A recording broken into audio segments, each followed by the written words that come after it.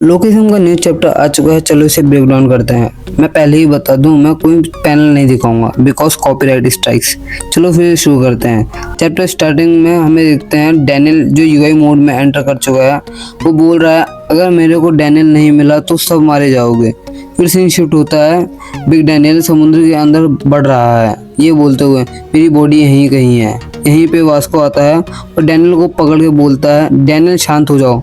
फिर डैनियल को बोलता है अगर तुम और आगे बढ़े तो मर जाओगे। मैं यहाँ देख चुका हूँ। वास्को बोलता है जैक ने मुझे बुलाया और मुझसे कहा कि यहाँ डैनियल का कुछ आता पता नहीं है और समुद्र में जाना बहुत खतरनाक है। फिर डैनियल का एक स्कैरी पैनल दिखता है जिसमें उसकी एक आंख पे यूआई है। फिर डैनियल बोलता है तू बड़ी बेकार एक्टिंग कर रहा है।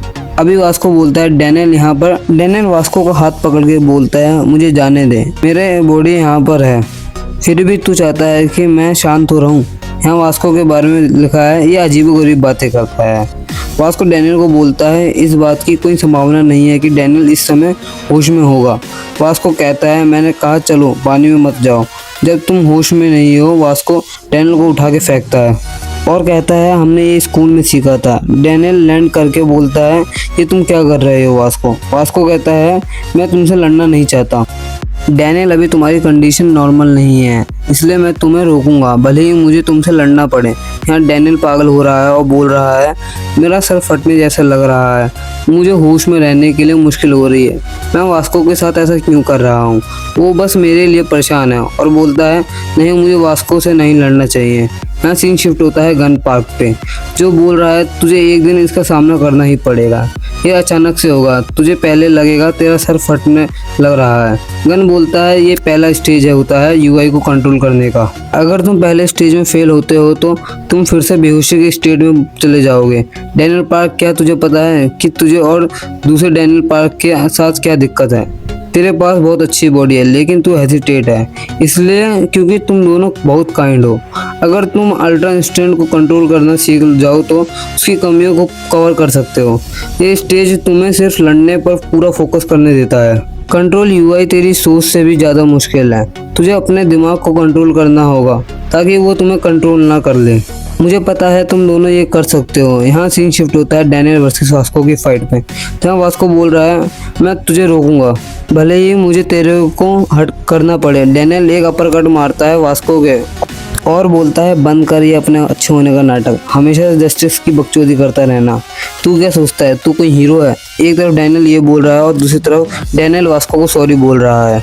और मेरी बॉडी मेरी सुन नहीं रही है। वास्को एक जैब मारता है डैनियल के और बोलता है समझ सकता हूँ डैनियल, बट मुझे उसे हर हाल में रोकना ही होगा। तभी वास्को डैनियल को पंच मारने वाला होता है और बोलता है मुझे ख़त्म करना पड़ेगा इसे जल्दी।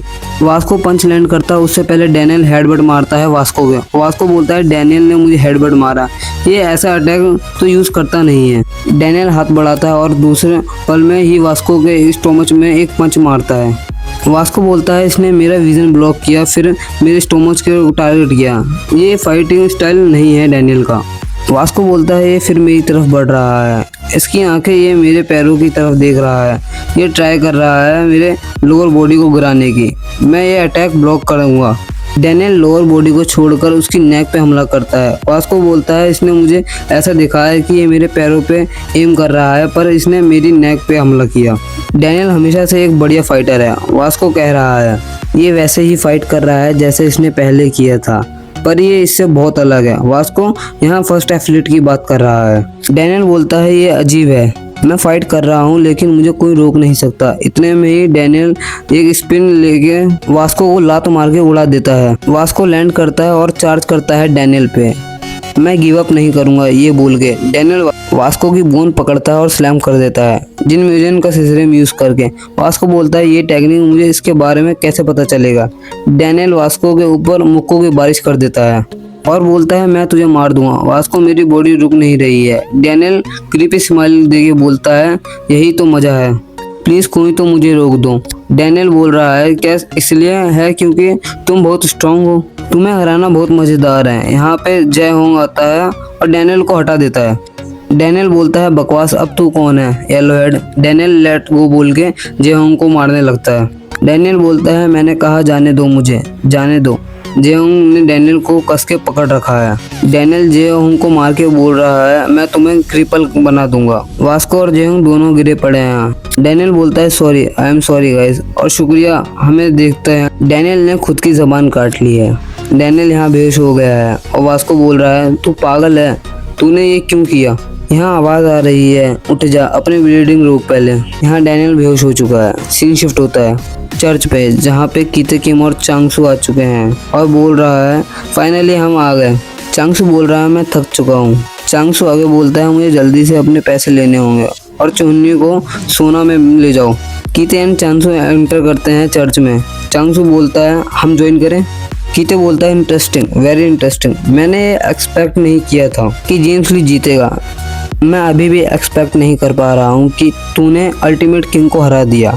हर चीज़ प्लान के अकॉर्डिंग हुई है। जेम्स ली बोलता है, क्या तुम डैनियल पार्क को लाए? कीते बोलता है, नहीं, डैनियल पार्क मर गया। मुझे समझ नहीं आया कि तू उसे जिंदा क्यों रखना चाहता है। कीते आगे बोलता है, वो एक चट्टान से नीचे गिर गया था, इसलिए अब तक उसकी बॉडी मिल जानी चाहिए थी। सेम चीज़ यूजिन के साथ भी हुई है, वो भी चट्टान से नीचे गिर गया, इसलिए वो भी मर चुका होगा। चांगसू बोलता है, उसने डैनियल पार्क को मार के सही किया। वो बंदा बार बार हमारे रास्ते में बाधा बनता रहता है। जेम्स ली बोलता है, कीते किम? कीते कहता है, जेम्स ली कहता है, मैंने तुझे क्लियरली बोला था डैनियल पार्क को जिंदा पकड़ियो। क्या इतने लंबे टाइम तक बाहर रहने के कारण हमारी लैंग्वेज तेरे को समझ नहीं आती क्या? तेरी क्षमता पर कोई असर पड़ा है क्या? या फिर तू भी यंग और विद्रोही है? या शायद तुझे लगता है कि मैं आसानी से दब जाता हूँ? कीते किम, तू मेरी बात क्यों नहीं सुनता है?